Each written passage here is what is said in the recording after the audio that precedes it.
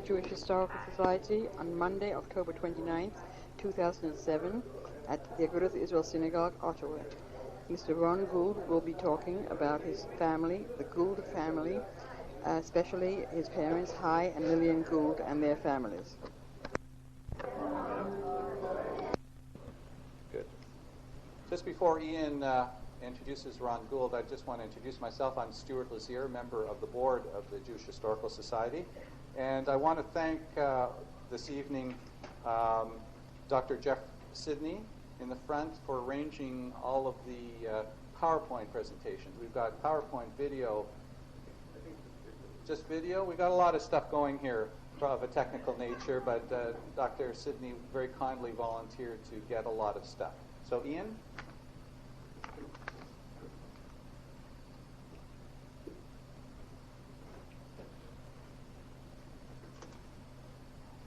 Thank you, Stuart. This is kind of historical because this is my first ever appearance on behalf of the Historical Society. I just joined a few months ago, and Stuart said he already got to introducing. I have the pleasure tonight to introduce Ron Gould, and it's amazing.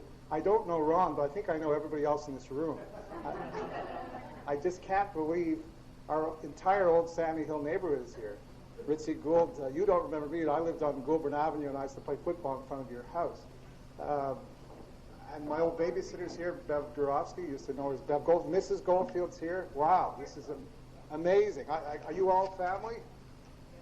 I feel like you should be introducing Ron because, as I say, he's the only person I don't know here, but I'll just say what I've prepared.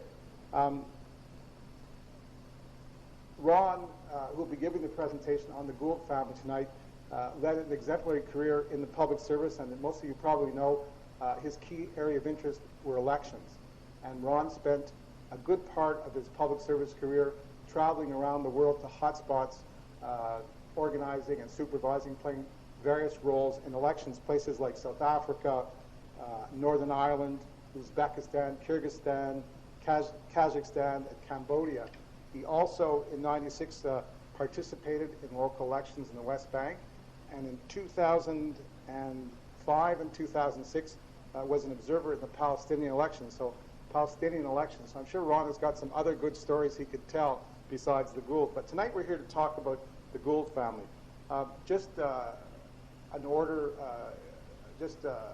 In recognition of the work that Ron did do in his lifetime. He is a member of the Order of Canada. He received the Outstanding Service Award from the Council on Governmental Ethics Law. He holds the Medal of Honor from the United Nations Association of Canada. He has the Canadian Peacekeeping Medal, and the Queen's Jubilee Medal, and the 10 Years of Democracy in South Africa Award. Very outstanding credentials. He's published a book called The Guide for Election Observers, and is co-author of the book Strengthening Democracy, A Parliamentary Perspective. Without further ado, I'd like to call upon Ronald Gould.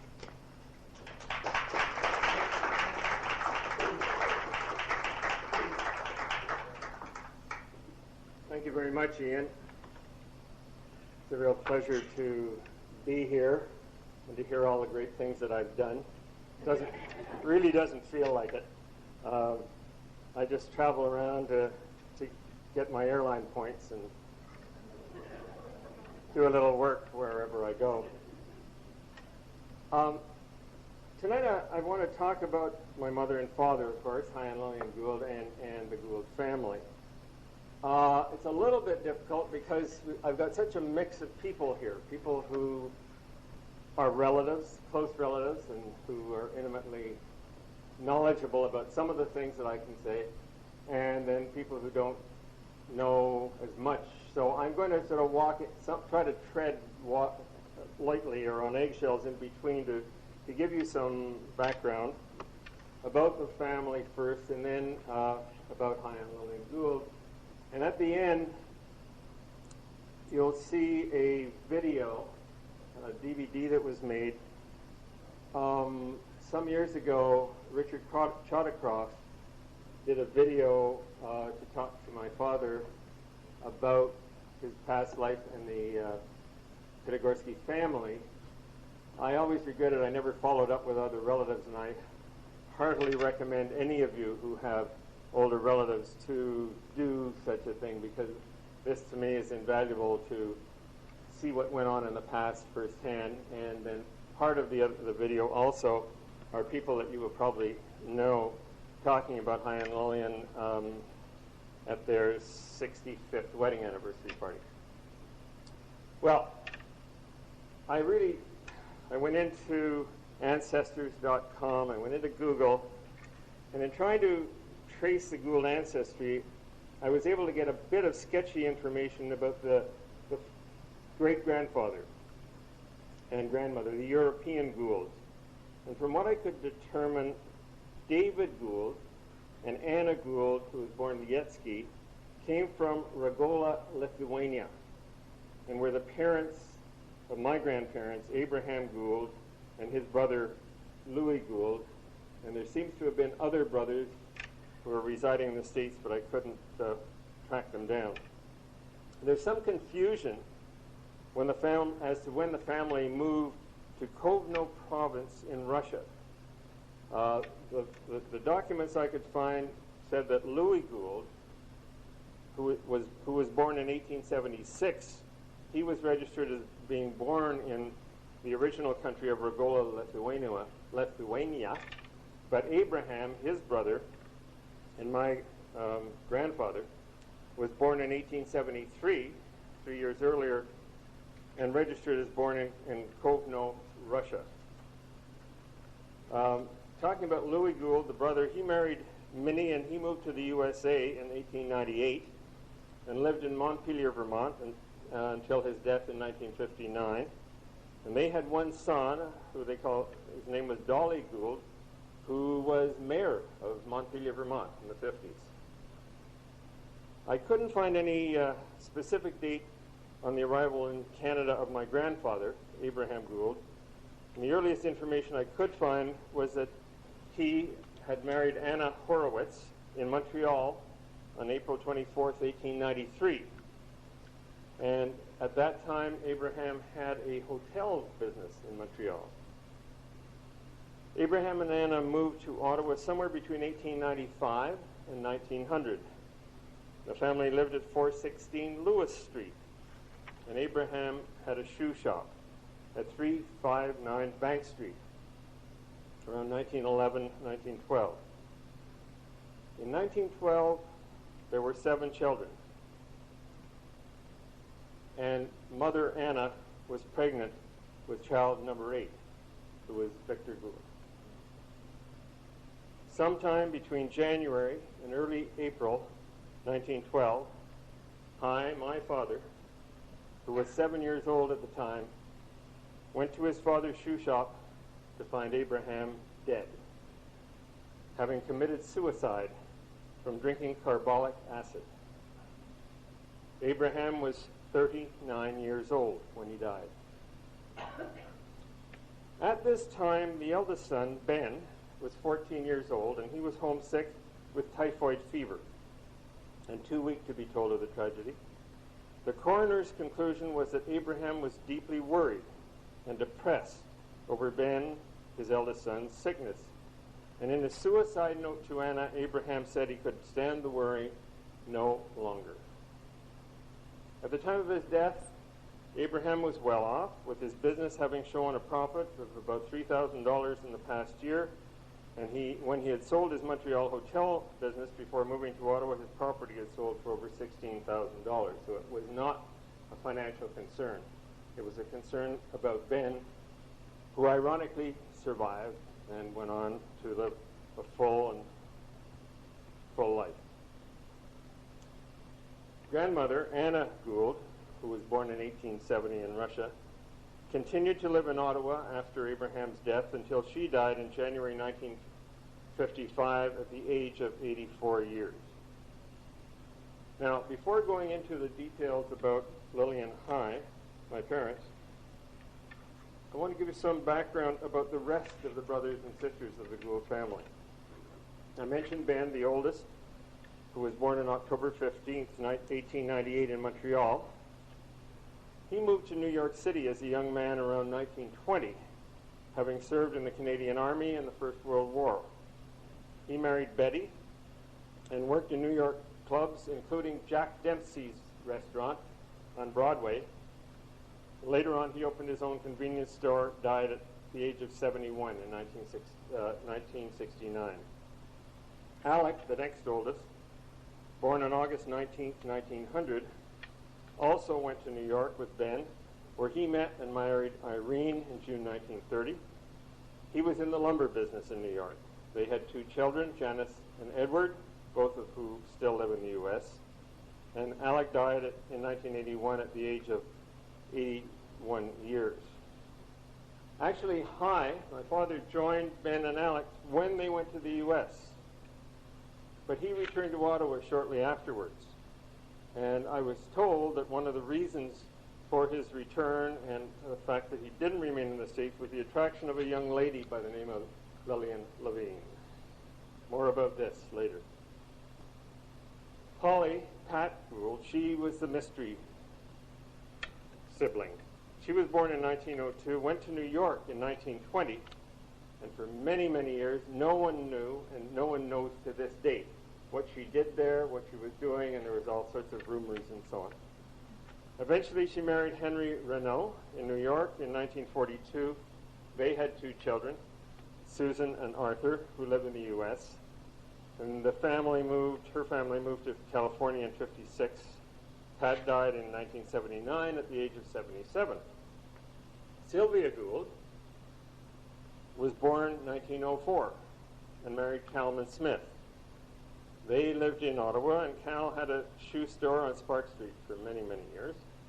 They had 2 children, both of whom are here today, Barbara, who married Sid Cohen, and Robert, who married Paula Fine. Sylvia died in May 2006 at the age of 102. And she has the record for the Gould family to date. Rose Gould was born on August 29, 1908, and she lived and worked for the government in Ottawa, and for most of her life she cared for her disabled mother, my grandmother Anna. Rose never married, died in 1982 at the age of 74. Lillian Gould, who is my aunt, was born on October 1st, 1909. And for many years she worked with her brothers, Hy and Victor, in their store on Bank Street, and she also managed their Rideau Street store. Lil spent many years also caring for her ailing mother, and after her mother's death, Lil moved to California and later to New York, where she met and married Jack Bergstein. They had no children. They then moved to Florida, where Lil, the only surviving sibling, now lives in a retirement residence where she moved to following Jack's death. Victor was born on April 26, 1912, after his father had died, obviously. He married Rachel Bodnock, who is here today, and they had 2 children. Jeffrey, in 1945, who was married to Enid Toller, and Joan in I'd better not say Joan because you're here. I know, 44, who is married to Russell Craddock, all of whom live in Ottawa. For all of his working life, Victor worked closely with Hy in the camera business, and Victor died on February 18, 1990, at the age of 78. As for Hy, he was born on December 7, 1905, and following the tragic death of his father in 1912, Hy was only able to complete elementary school before going out to work to help his family. Throughout his life, and encouraged by his wife Lillian, he developed his knowledge, his skills, and his abilities through self-education in order to compensate for his lack of formal education. Early in his working life, he worked as a messenger boy for Sam Jarvis, who had a photographic store on Rideau Street near the Union Station. Dad worked there for a number of years, working his way up to the level of manager of Pittaway Jarvis Limited by 1925. And this experience and the store location were to leave an indelible mark on Hy's career and his career decisions for many years to come. somewhere around 1923 or 1924, he met Lillian Levine, daughter of Moses and Rebecca Levine, who had immigrated to Canada from Russia. Rebecca was born in 1870, died in 1929 at 59 years, and Moses died in 1942.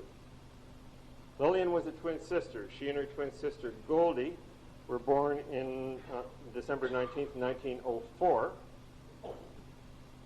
And Lillian had one brother, Jack. For some reason, Jack changed his name from Levine to Levin. And he was born in 1897, never married, worked for the government most of his life, died in 79 at the age of 82 years. Lillian had two older sisters, Annie, who married Meyer Steen and had two children, Libby and Marion, and Jean, who married Harry Cooper and had two children, Marjorie and Jack. Marjorie died very tragically at a very young age. Jack is still living in the U.S. As a very noted professor. Lillian was born in Ottawa. That's Lillian, my mother. Was born in Ottawa, graduated from Lisgar Collegiate and Ottawa Teachers College, and also attended Columbia University in New York, where she specialized in preschool education. Hi and Lillian's courtship started around 1924 and went on through 1929. I provided the Jewish Archives with a lot of documents, and among those documents on file for anyone who would like to look at them are 165 love letters. Typically, Mother wrote 130 of them, and the other 35 are written by Dad. And, excuse me, these were all written in the period between 1925 and 1929. Hi and Lillian eloped to Toronto and were married by Rabbi Sachs on New Year's Eve, December 31st, 1928. The reception being held at the home of Celia and Joe Newman. And I believe Joe Newman was the leader of the Communist Party in those days, so quite infamous. There'll be more about this elopement when you see the video. Mother and Dad had two children, actually. Ellen, my sister, who died in infancy of Tay-Sachs disease, and myself. As a result of that, Mother and Dad didn't want to take any chances on having additional children, because any girl who was born would die at a very young age from the Tay-Sachs disease. So as a result, this did influence Mother, and I'll talk about this a little more as I go along. As for me, I have two children from my first marriage and inherited another three who are here tonight from my subsequent relationship with Susan Shirelli. The Mother and Dad and I lived for many years on 411 Bezer Street, and later moved to 425 Hinton Avenue until they moved to Rideau Place for the final years of their lives. Hi and Lillian were married almost 67 years at the time of Hi's death in December 1995 at the age of 90. Lillian died 2 years later in February 1997 at the age of 92. Now, having gone through this, I'd like to specifically talk about each of their lives and their involvement in both the Jewish community and the Ottawa community life. Let me start with my mother, Lillian, and it's spelt with one L. Why? Because when Dad married her, there were two people in the family, his sister, who was Lillian, and my mother, who was Lillian. So they got together and they decided his sister would retain the two L's and she would drop one.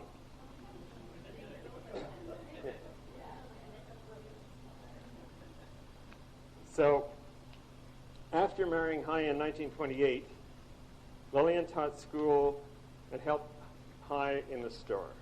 Lillian's two closest friends throughout his life were Mavis Reed, who was originally a high school best friend at Lisgar Collegiate with Mother's, and whose husband Ted later became my dad's closest friend throughout his life. The other close friend of Mother was the Mother St. Thomas, the Mother Superior of the Joan of Arc Convent. And as a result of these friendships, and this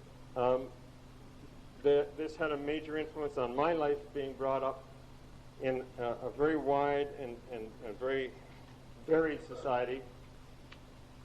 And also, because of the fact of my sister's death, my mother was very anxious that I learn to play and get along with other children. That, combined with her relationship with the Mother Superior, resulted in Mother pioneering in opening the first preschool in Ottawa in 1937 in the Joan of Arc Convent. Mavis Reed assisted Mother for some of the 9 years that the preschool operated until it closed in 1946. The children of many members of the Ottawa Jewish community attended, as did those of the Diplomatic Corps and even those of the Governor General, Lord Alexander of Tunis. From 1949 to 53, Lillian was president of the Adaf-Desteren Sisterhood. 56-57, she was elected to the board of the Ottawa Women's Canadian Club.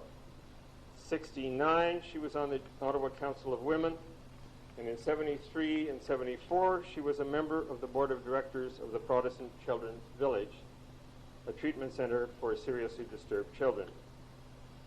In 1987, Lillian was honored for 50 years of dedicated service by the Hadassah Weezo Organization of Canada. On February the 1st, 1928, High's uncle, Louis Davis, who was married to High's mother's sister, Ida, assigned the premises at 83 Bank Street in the Trafalgar building, which had been Louis Davis's store. He assigned it to my father, High. The rent was $100 a month. The corner of the building housing the store on Bank Street was the United Cigar Store. In 1931, my dad sublet part of the United Cigar Store in order to put in a lending library in addition to his camera, art, and gift business. In 36, I guess it was, 5 years later, there was a full-page ad for the library in the Ottawa Journal, which is in the archives. And the library continued to operate into the 40s, lending up to 500 books every Saturday until paperbacks became too much competition. Victor worked with High in the Bank Street store before opening the photo shop at 137.5 Spark Street on the Spark Street Mall. Throughout their working lives, High and Victor worked very closely together. In 51, they signed a declaration of partnership, which included the opening of their third store on 24 Rideau Street near the old Union Station on May 2nd, 1951. Sister Lillian Gould, who had worked for many years with High in the Bank Street store, moved to Rideau Street to manage that one. The acquisition of that Rideau Street store fulfilled a long dream of my father's, to have a store in the exact location where he started as a messenger boy for Sam Jarvis. In 1960, Victor closed the photo shop on Spark Street, and somewhere around this time, they also closed the Rideau Street store and entered into a joint partnership managing the store at 83 Bank. On June 6, 78, after 50 years in the camera business, they sold the Bank Street store to Eddie Blacks and retired. His father's tragic death had a major impact on High throughout his life and was another major influence on his activities during his lifetime. For over 30 years, he was in the forefront of the development and maintenance of the Jewish community cemetery on Bank Street, being its chairman for 17 years, and subsequently High worked with the new Jewish community cemetery until 1986, when he retired from being actively involved. High became active in the administration of the Agudath Jesuit congregation within 2 years of his joining it in 1928. He was president from 48 to 52. He was a key figure in the formation of the Beth Shalom and served as president of this new synagogue. He was also president of the Jewish Community Council of Ottawa from 1952 to 1954. High's community involvement extended beyond the Jewish community. He was active in the Masonic Society. He was involved in various citizens groups, including the Welfare Council of Ottawa from 1957 to 63, being its president for 3 years. In 1982, his outstanding community service was recognized when he was awarded the Gilbert Greenberg Distinguished Service Award. Throughout their lives, Hy and Lillian were very obviously very much in love with each other, dedicated and supportive of each other. So following their deaths, I tried to summarize in a few words all that I have told you about them today. And you will find, if you go to the Jewish cemetery, on their headstone are the words, devoted to caring and concern for others and for each other. Thank you.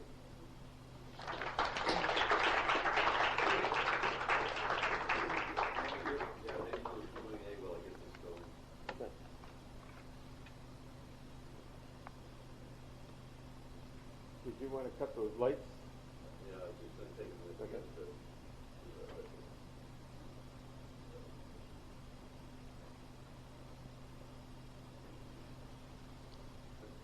Q&A or something.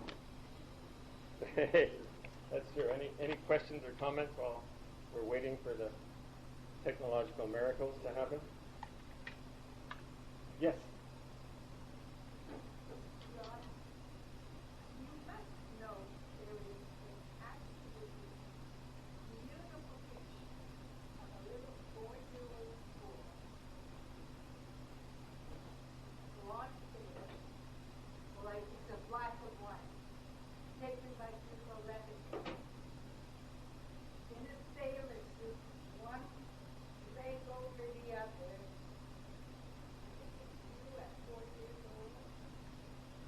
Yeah, I think it was probably 4.5, but you're close. You know the picture. Yes. Should I give it a try? Sure.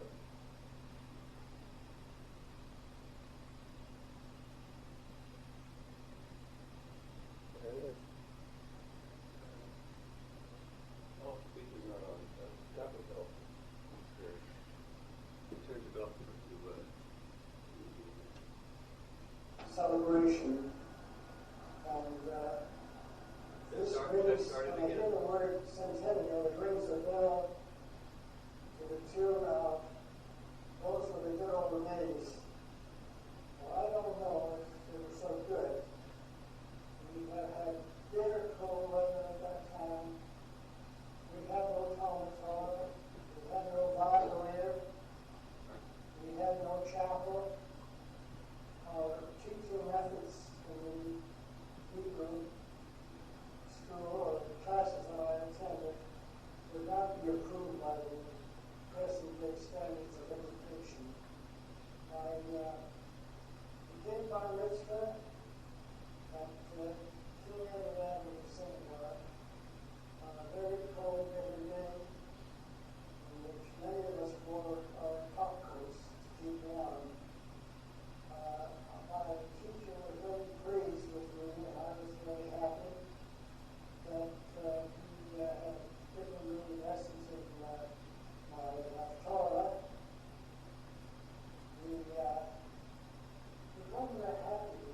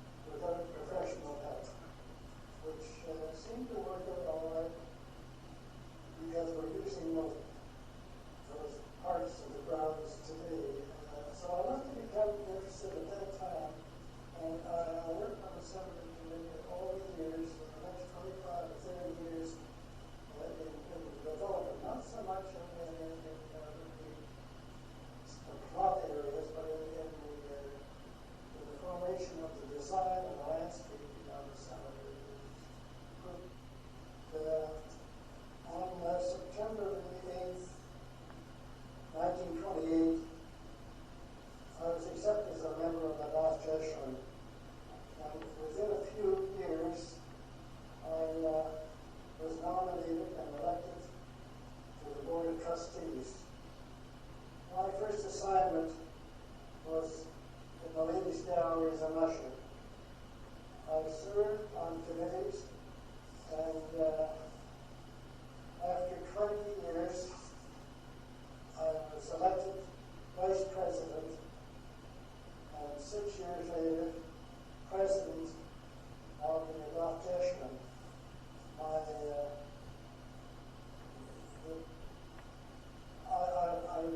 kept that office until the inauguration of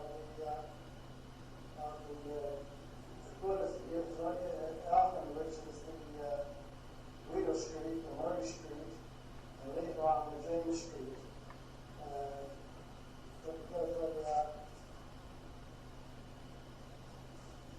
The plaques and the roadside tablets are like an open book of memories to me.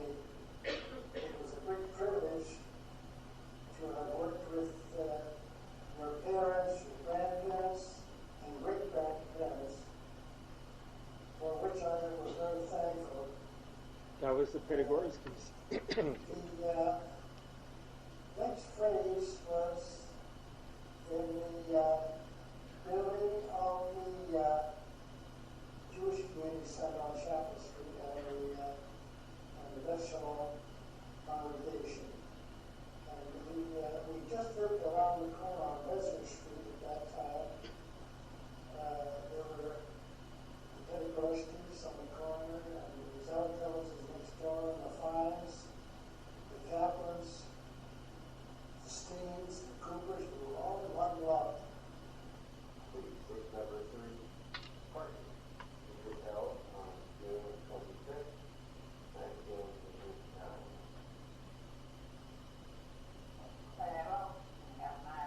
This is Annie Steen.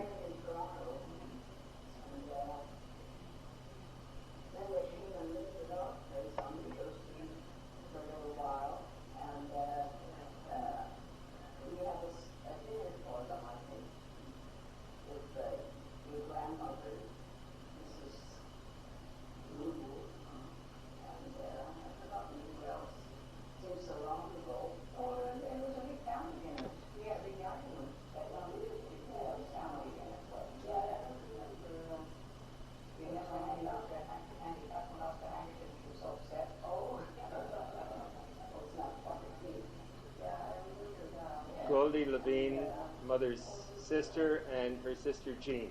Very exciting at the time, and quite a surprise. And then later on, they rented an apartment in Sartona with a bed in the wall. And this was there for a few years, and eventually they bought this house on Desert Street. And we're very happy there and enjoyed it. Wow. How about you? Yes, you did. You got to go to Harvard with me.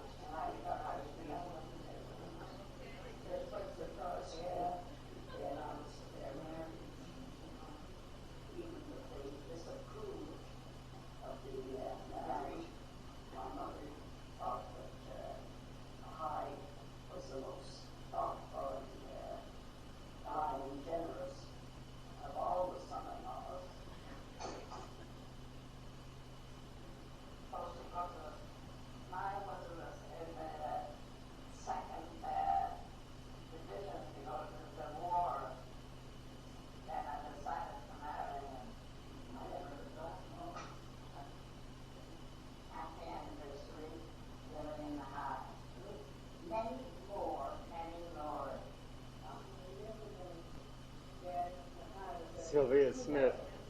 He's a very busy boy. He'd come home from school and he'd go over to the drugstore where he was an extra boy.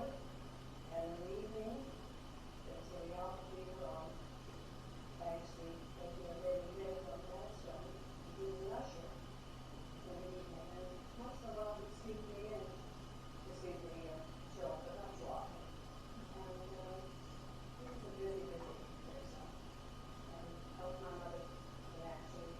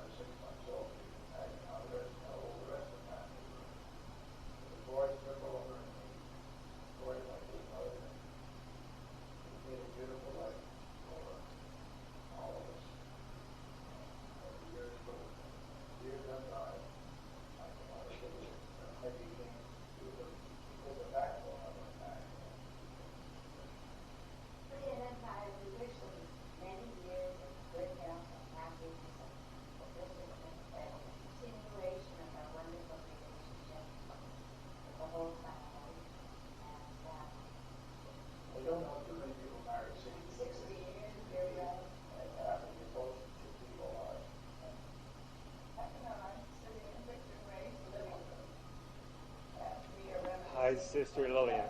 My tax license, which Jack joined later on, and adopted all my family as his family. Love keeps everyone like that. I go back many, many, many years. Remember how I started with you on Bank Street and had that one table? And then it grew and grew and grew. Then they came after Mother passed away, but I decided I wanted to be Texas. So off I went to Los Angeles. I lived and worked there for 2.5 years, and then thanks to Mark Levine, who convinced me that New York is the right city. So I moved to New York, and what happened? I felt the most wonderful man in the world. My husband Jack. But 17 years later, I had a lovely, lovely life in Miami, Florida. But the height of my life was being here tonight, and we're so happy that we're all well here. Love to see Jack and Bill. But I am very lucky in the last 20 years or so. I met a girl who was fortunate enough to be a part of the Gould family. And everybody I met in the Gould family is marvelous. I don't know if I haven't had a single woman yet that I haven't liked. I know it 3 times after Teddy and I were married.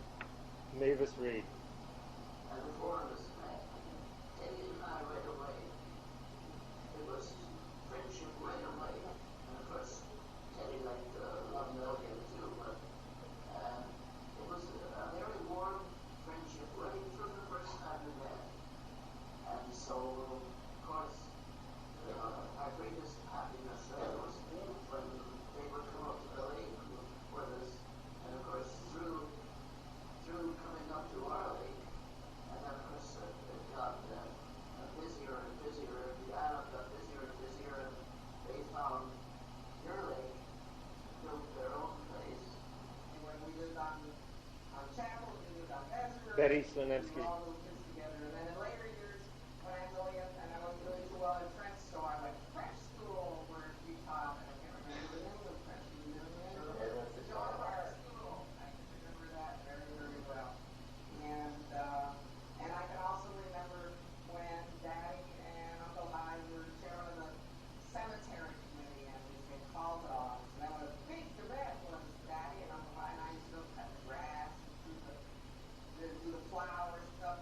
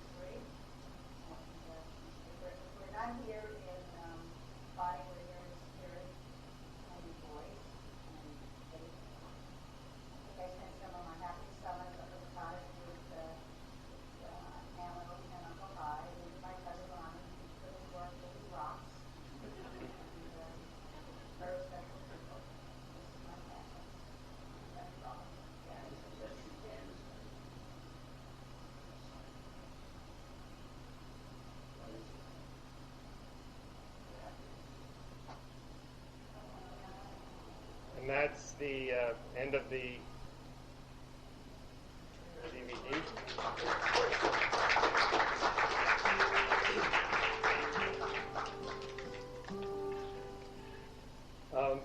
If you have any questions or comments, please feel free to raise them. I do want to mention that I had mentioned about the suicide of my grandfather. I was about 40 years old, 45 years old, before anyone ever told me about how the grandfather died. No one would speak of it.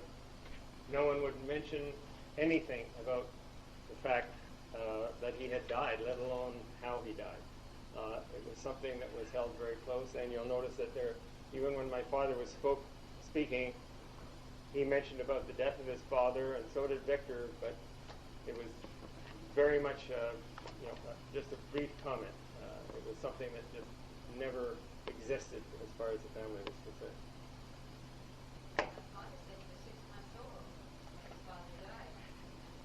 Yeah, some of these things don't jive, because he said he was 6 months old, but all of the newspaper reports said that Anna was pregnant with her 8th child. Yes, Richard.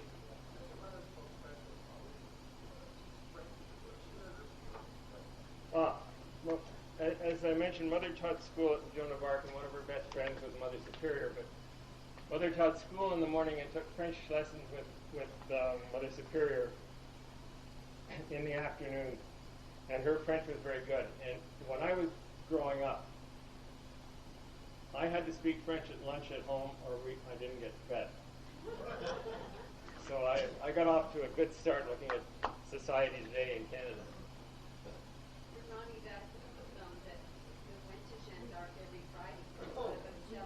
Yeah. Where young women friends and stayed friends forever, and went down every Friday afternoon to their French classes with Mother St. Thomas for years and years and years.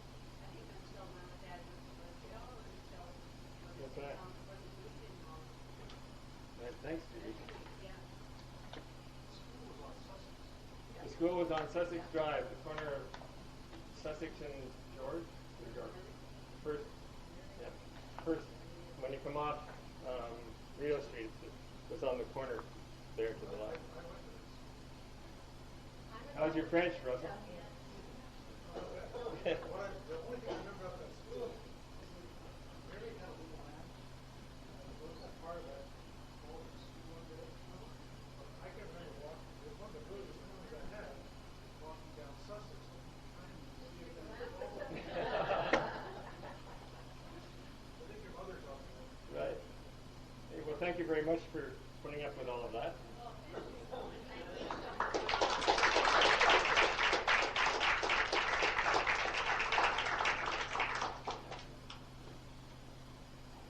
Thank you very much, Ron. I found the video very, very interesting, and there are lessons there in terms of taping of family events and messages. One of them being not to interview two sisters together. It was going to be contradicting each other. I'd like to invite Alan Gutman. Is Alan Gutman here? Okay, well, Alan Gutman isn't here, so I will take the liberty and the honor of thanking Ron very much for the presentation. I personally enjoyed it immensely. I regret my wife's name is Lillian. She's a teacher as well. I didn't send her 130 love letters, so now I'm regretting it. My grandmother, her name was Lillian. So there are a lot of. I lived in Sandy Hill. My mother still lives in Sandy Hill. A lot of history, memories for me as well as everyone here. So thank you very, very much, Ron. I have a presentation to make to you. It's okay. I'll meet you halfway. Thank you very much. Thank you.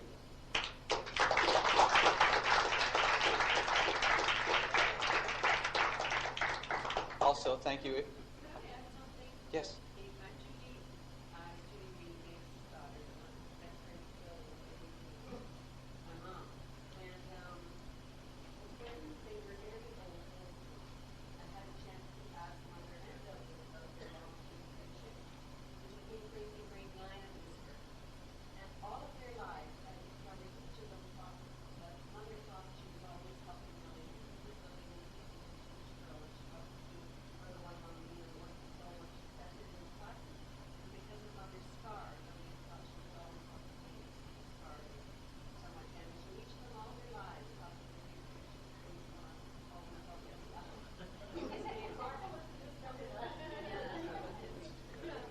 sure we can certainly continue. I'm sure Ron will be happy to talk with everyone. I have questions myself.